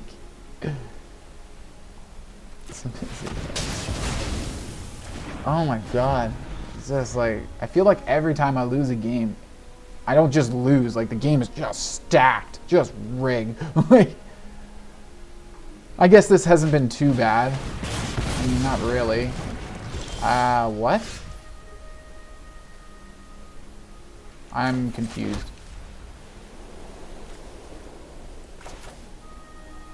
Oops, yeah, they did something weird there. Yeah, well, I don't know. Let's venture. What dungeon do we want to do? Does it really matter? Let's go this one. We need Scry. I'd like to do the faster one, but we need to Scry. We need to do other stuff. Get a token. Yeah, we really need a token. Screw the treasure. A goblin token. What do we have? We can do Fungi Cavern -4. Nah, we'll do one of the other ones when we venture next. And we kind of hold up protection here. So if they try to remove that guy. So here we're turning the game around like I thought, except they've killed their own guy, which is weird. But again, he wouldn't be making too much of a difference against us right now. He might have made that a 2/5 if he spent a treasure on it with this guy on the battlefield. Drawing a card, okay. So like we do still have this to protect our Triumphant Adventurer. So this guy won't get through him. Alright, we definitely turned this game around. We're hanging on by a thread. Maybe the treasure token? No, let's go this way. Just clutter up the board a bit. Take the damage, of course. This can't get through, so... How much? 2 mana, and then what, 4 to kick it? So we're 1 shy of kicking it. Brings a creature back, which we don't really need to kick it quite yet anyways. We'll hold this up for protection. We've already attacked. Even this guy can attack in because the 1 damage is not enough to kill him. So he would kill him, not the other. It wouldn't be a trade, is what I'm trying to say. Okay, so he did use... So he's got First Strike and Haste. That's okay. We made a goblin, right? So we got a chump blocker. Here he comes. So we throw this guy under the bus. He only gets First Strike for a turn. Where are we on our dungeon? Drain and gain or 1/1 counter. I like the 1/1 counter on our dude. Nice, now we can kick this person here. Plus we've got recursion. So let's go in with our Death Touch dudes.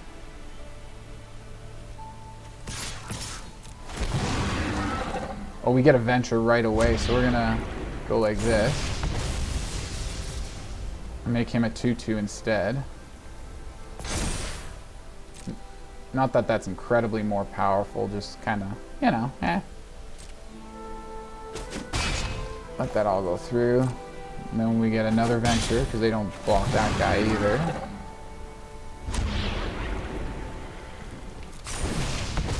So now I still don't want to go Tome of Annihilation. Oh, we've completed a dungeon too. This becomes really awesome.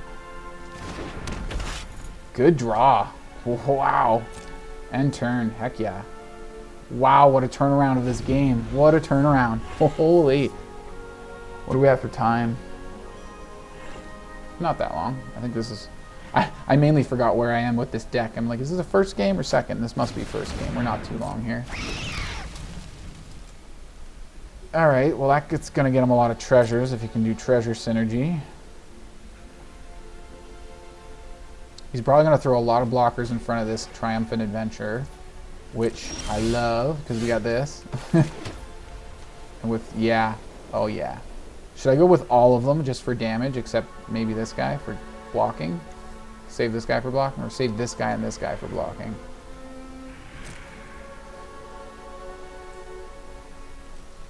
Oh, we're going to go our 2 guys here for sure. This guy, he can block, just absorb the damage there. I think they're going to try to double block this guy and kill him. So let's just save this guy for blocking. That double strike does make him a super awesome blocker. I don't want to discard cards, and I don't want to lose life because my health total is really low right now. So I say we just keep hitting this one. I'd love to go for the other one, Tome of Annihilation, but they hit our life points too low. We're going to hurt ourselves too much with that dungeon. So now we go next. We let them choose blockers. If they go to kill this guy, which they are, we could use this because he has an ETB, enter the dungeon, or venture. So, but it depends. If they go to kill this guy now too, we might want to save him. Okay, so we do want to save one of these guys. Who do we want to save? I think we save the one that ventures into the dungeon. Well, this guy, because this guy will venture right away. This guy needs to get damage through. Let's protect the Death Touch guy. I just love Death Touch.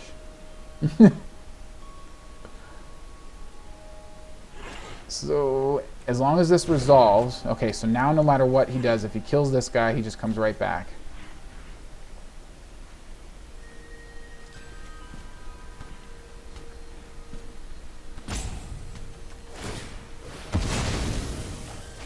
Okay, so they sack that. Alright, those guys trade. Not enough to play it kicked.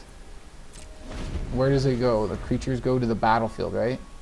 If it was kicked, target, return creature card from the graveyard to the battlefield. So we can do that guy here, this guy. Just one creature, yeah. And that would work. It's the same mana cost except black instead of white. Yeah, 3 and a white. This is 3 and a black for the kicker. So 2 mana plus the other guy's converted mana value, and away we go. So this guy will kill this guy if he attacks because of the double strike. The painter guy will just die if he attacks, which I doubt he will. Why would he? Oh, that's nasty. Big 4/4.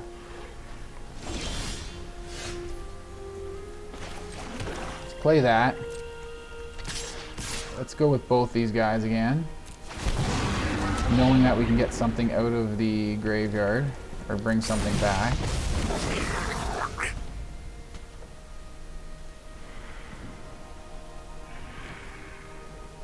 So yeah, Triumphant Adventure can kill 2 things because I think the program will do 1 damage to each blocker. Ooh, we get another venture here. Let's do that, drain and gain, get ourselves a little bit of life. And then we'll kick this. Get this guy back. Another one. Holy flooding. Wow, this is a long game.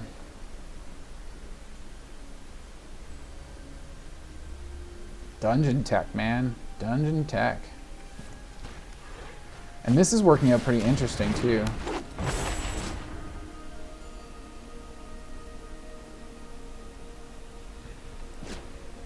So how are we going to get 3 damage around our opponent here? We need to venture into the dungeon. Like, a good bit more. We need to start Tome of Annihilation now. Hold on to this land. We'll take 1 life in the first room. And then the next room, we'll discard this land. All we need is more venture. I need to venture. More venture in the dungeon. This would be nice because I can just tap them down and keep venturing every turn. I have mana and stuff like that. Oh my god, that's terrible.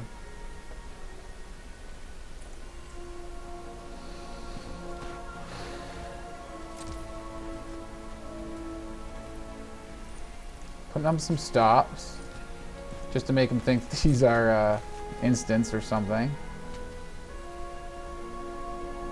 They have something? This guy, right? Let's go here.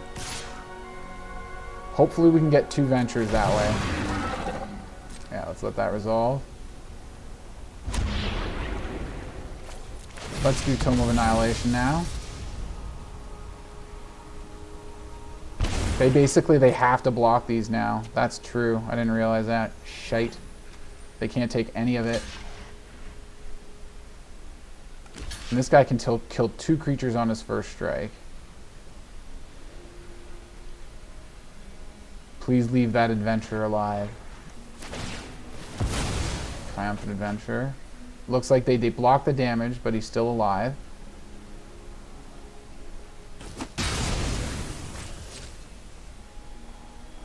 Okay. Oh my god, I need 1 more adventure in the dungeon and they're dead. Unless they gain life. Can they? Can this gain life? No, no, no. Can this gain life? No. Can this gain life? No, they can't gain life. All I need to do is 1 more venture. They have no card. I got it, yep. The Triumphant Adventure attacks. I venture into the dungeon, discard a card, and they die. They have no card to discard. Because that's our next room, right? Yeah. Venture into the dungeon got them. Yeah, they saw it too. They saw me highlighting my dungeon and checking it out. They knew it was coming. Okay, so that was the dungeon delving deck that they pre-constructed. I liked it. I really like venturing into the dungeon ever since that new mechanic came out in the new set release.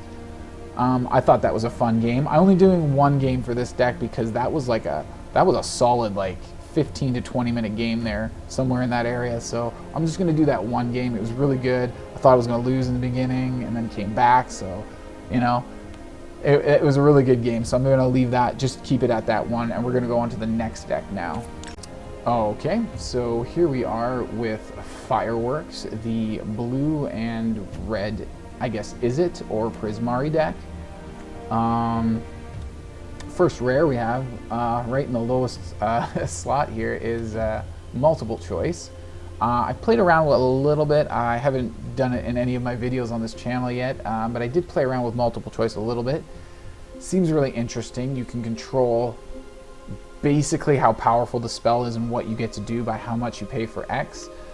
So you could be creating a 4/4 creature token. You can be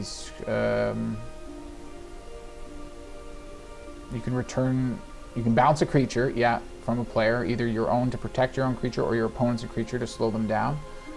And then scry 1 and draw a card for the first one. And then X being 4, so a 5 mana spell allows you to do all those things, which is probably why it's rare. For 5 mana to do all those things is insane value. So that's really cool that they give us that there. So let's see what else this deck is all about here. So search room, draw a card, 3 cards, put 1 of them in your hand, the rest of it. So digging, removal, makes your instant sorceries less. Blue-red is usually all about instant and sorceries, so this guy makes them cheaper, and he's got haste. Pledge Mage, Magecraft, right? Instant sorceries. He can attack as though it didn't have Fender, so a defender, 2 mana, 3/3 is a good defender. And then if you get to attack with him every now and then, even better. Sorcery, cast a spell, copy it if you control a planeswalker, cleric, druid, shop, or wizard. Scry 1, then draw a card. So you can do it twice if you control any of those creatures. And what is that? That's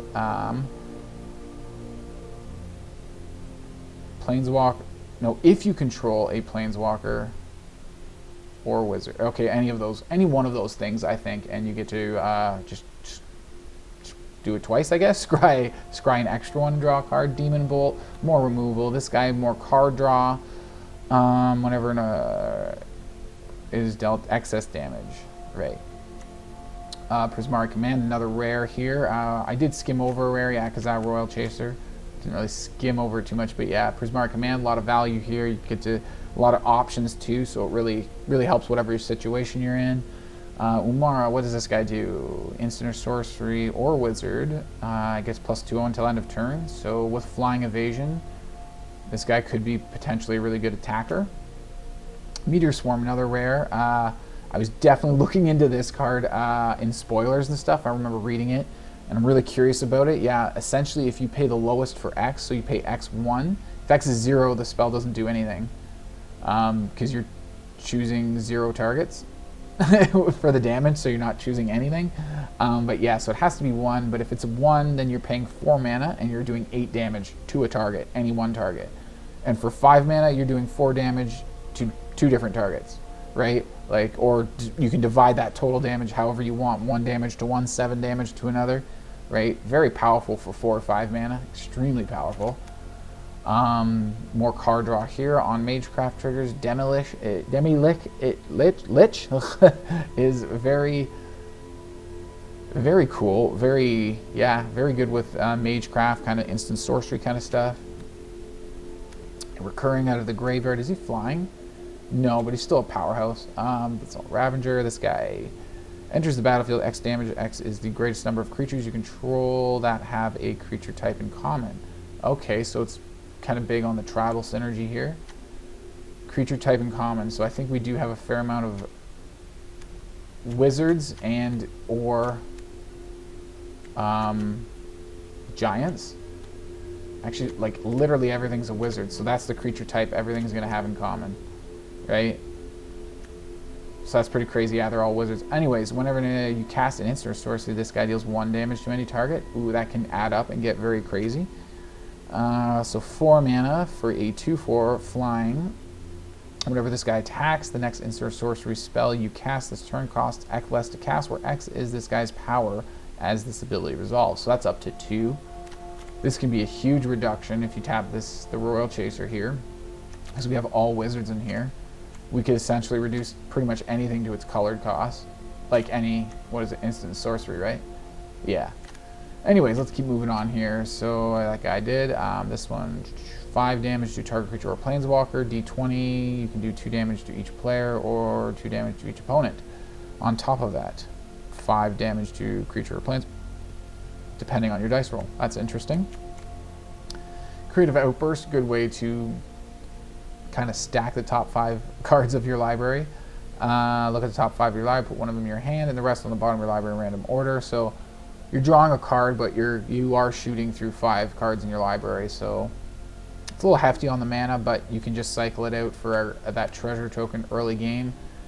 And this guy is flying Whirlwind. When he enters the battlefield, when a target creature enters the turn it to its owner's hand. Okay, so yeah, lots of spells, lots of, I don't really know how we win. I guess flying and just keep killing all their stuff and attack in with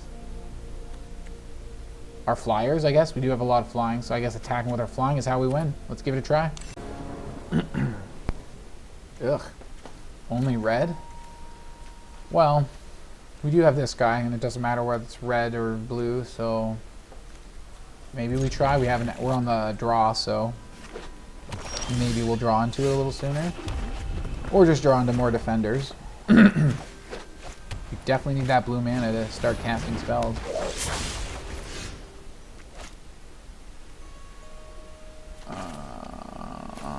Yeah, let's throw it down right away.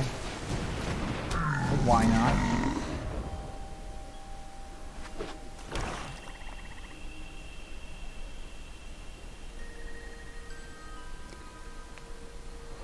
Oh, Pordios 91. Oh, you got Death Touch on that guy now. No? You're not attacking with him?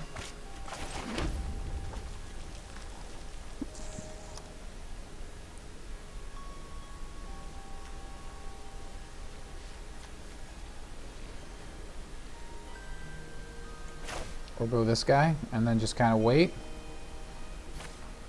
Yeah, let's go this way. I don't mind if I block these guys and trade.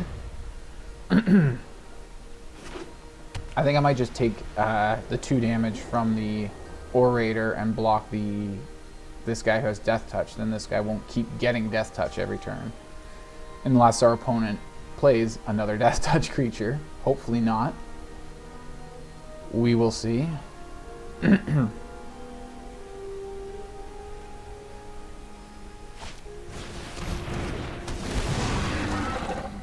Alright, yeah. So it won't be a trade, but I'll still chump block with it.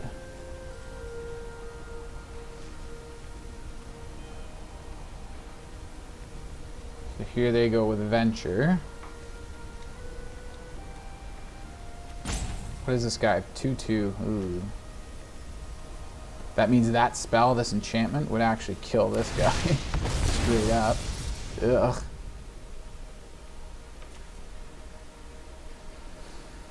So are they going to come in this time? Here they come.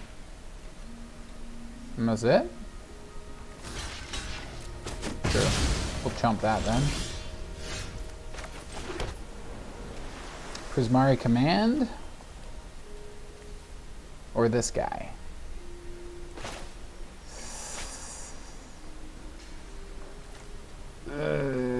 Yeah, let's hold up Prismari Command. So I do still need my defender. So I come out with that guy. So we cast it now, because we can't let them attack. If they attack, then they'll get Death Touch from their Death Touch guy. So we kill their Death Touch guy now.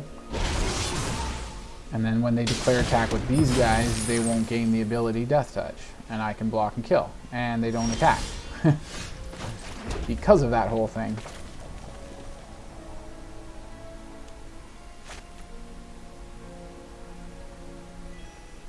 X less, where X is this guy's power.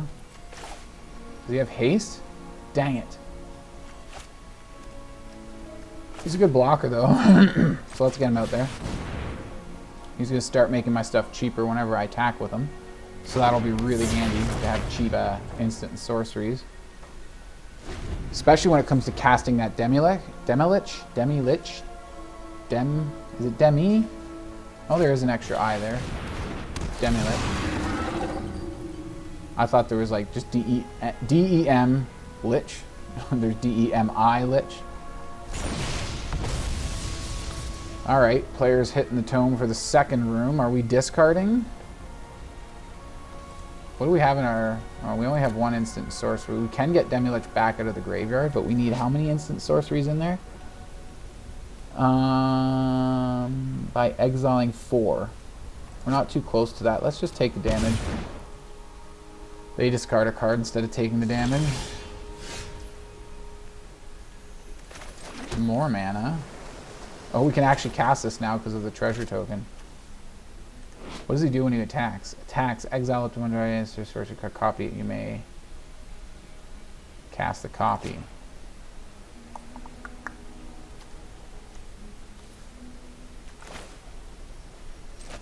Let's go like this. Let's get some cards. Let's get some cards. Attack with this. Boom. Play that for 1 mana.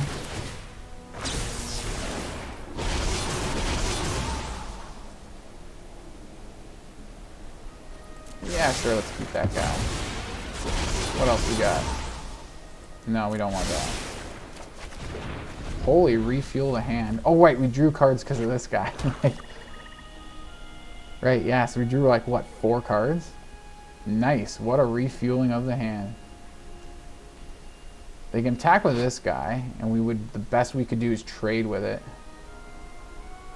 Attacks. If you've completed, they haven't completed a dungeon yet, so we're actually looking pretty good for there.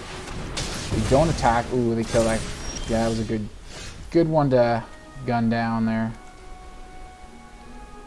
Turn up to the target creature just on their hand, so they can redo the dungeon here.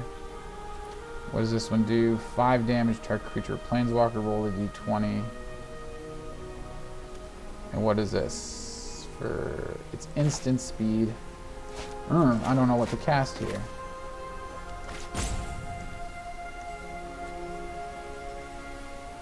Alright, let's attack in with some flying. Now it's... Oh man, is it casting all red? Don't do that. Let's just let the damage go through then. Does it have to cast all red? I guess we've got only blue after this, so let's just do it. All red. You.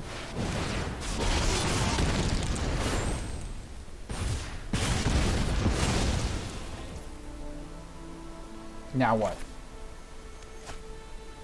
Let's go this way and get Decklists out there. Oh, I thought I needed to play another blue to get the... Oh, no, wait, because he was reduced by 1 because of the spell. Right?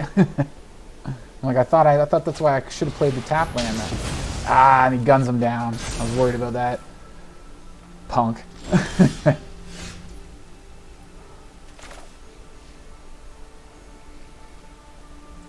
Yeah, let's do it. You can recast that guy. Oh, and they don't like that. Alright, interesting deck.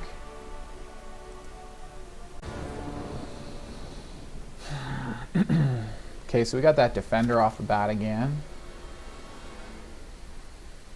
Good attacker, removal. Let's go for it. On the draw again. Into the mana.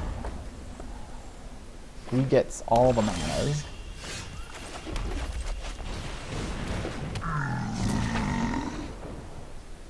So they got something. What you gonna do? You gonna shoot it down? Nope. Okay, dude, their venture. Ugh. It's a good blocker too. 0-4 for what? 3 mana. And they go for that.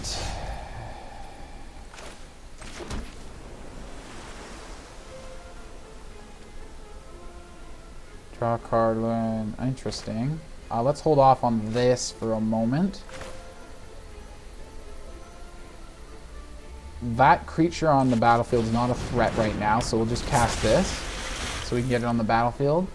And then it's basically a Magecraft trigger when you cast an instant or sorcery, except Magecraft is you can copy instants and sorceries, it'll trigger. So this won't trigger on copies, it just triggers when you cast. But yeah, +2/+0 until end of turn, yeah. With flying evasion. This gets +3/0, so it'll never go above 4 toughness, which means Thundering Rebuke. Unless they can have enchantments and other things to increase it. But yeah, let's go Thundering Rebuke on it. And then hopefully we can find some other way to deal with that Death Touch creature. We might have to trade our Pledge Mage for it. So we don't want to let them venture too much in the dungeon. So that'll be 2 mana, and we have 2 mana left. We can do... Oh, this is a creature. Alright, well, let's go. I really want to get rid of this, though, because it's a big blocker. Yeah, let's do it.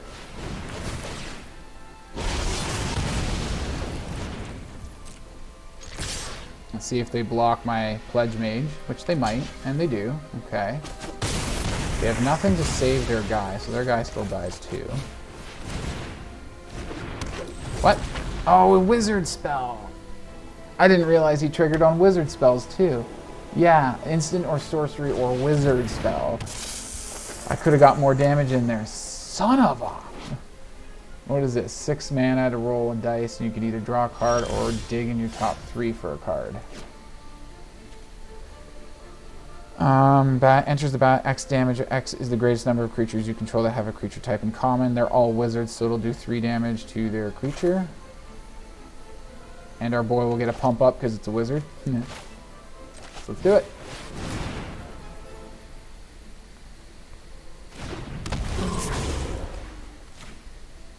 Three damage to their other Death Toucher. So now we don't have to sacrifice a creature to kill it. Or we do. That just comes right back to the battlefield. Untapped too, I think. We don't need the card draw from that guy, so let's offer a trade. See if they take it. Okay, that's good. I mean, not too good. I wouldn't mind exploring what this guy's abilities are, but we've got some card draw, potential card draw here. And you know what? We're 1 mana away from casting this for 4. And we've got Scry and Dig here. So we can totally play this for 5 mana and do all of the stuff, which is going to be super powerful. We've also got Decklists on the back burner here. Opponent is taking their sweet time though. Use a life, target opponent sacks a creature. Disgusting. I don't want to sack a creature. This guy served his purpose. This guy gets... Ooh, that's a tough call. I like the guy because of the evasion. Let's sack this one. I do like him a wee bit better. Sweet deal. Yeah, we want to cast this for 5. I say we do it. We were going to dig for mana with this thing. Let's just do it. 5? No, 4. 5 total. 4 is X. So there we go. Auto pay everything. Get this guy triggered. No, we don't want, especially not mountain. What is this now?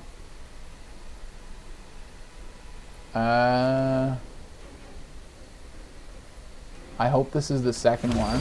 Okay, good, yeah. What was the last one there? Yeah, 4/4 elemental, and we can't bounce anything they control.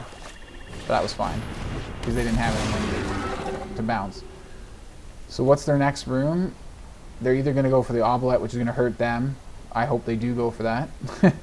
And then Veils of Fear, which means we just need to discard our island, because I'd rather keep my life total. If they do go Veils of Fear, whatever it is, they're either going to have to lose 2 life or discard a card. This is almost hurting them more now because they're in the Tome of Annihilation.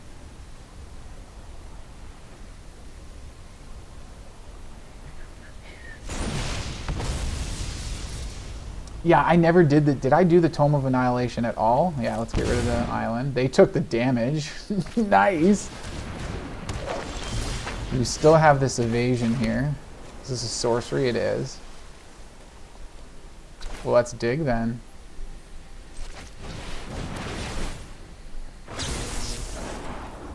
Nope. Pretty cool. Like that. Nope. Also pretty good.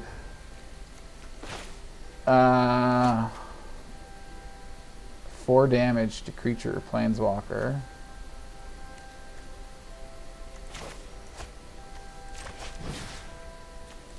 Let's leave their 2/2 on the battlefield. And then this gets pumped up. And that's lethal, so they have to block our 4/4 in order to survive another round. And we still have both creatures, so if they didn't get the right card, it's over. No. Alright. Yeah, I was like, I'm just hitting the spacebar. I'm just going to attack. I'm not going to do anything. But yeah, that worked out. So that's 2 for 2 for this deck. Not bad. Okay, well, that was Fireworks. I thought it was pretty fun to play. Very interesting. It's kind of hard to say how effective these decks are going to do in regular play. Right now we're in this event, and you know, we're playing against other people who are only playing these starter decks. So it's starter deck versus starter deck, and you know, I think I proved I can play the game pretty well. Like, we all have starter decks. I think my win rate overall so far has been pretty good. I did have a few losses in there, but yeah, that's Fireworks. So I think I need to start that over again. I'm going to start that over again. I started doing a grand conclusion. Okay, let's just do Fireworks this time. Okay, so that was Fireworks. That was pretty fun gameplay. I thought it was pretty good anyways. It's always hard to tell when it's just these, we're in this event, we're just these starter decks versus other starter decks. But yeah, this is a pretty fun one too. I think they're doing pretty good on next year's beginner decks and the pre-constructed that they give out. I think this is looking pretty good. Some of them are pretty fun. I'm getting into a grand whole thing again. Ugh. Okay, one more time. Focus on just this deck, not the whole event. Ugh. Alright. Okay, so that was the deck Fireworks. I thought it was pretty cool. There's definitely a trick to running these more control-y blue-red instant and sorcery decks. Definitely got to pay attention to all the things like this is whenever you cast an instant sorcery or wizard, like that mistake I made that one time. But other than that, yeah, lots of burn spells, good control. Not a bad deck overall. Had a pretty good experience with it today.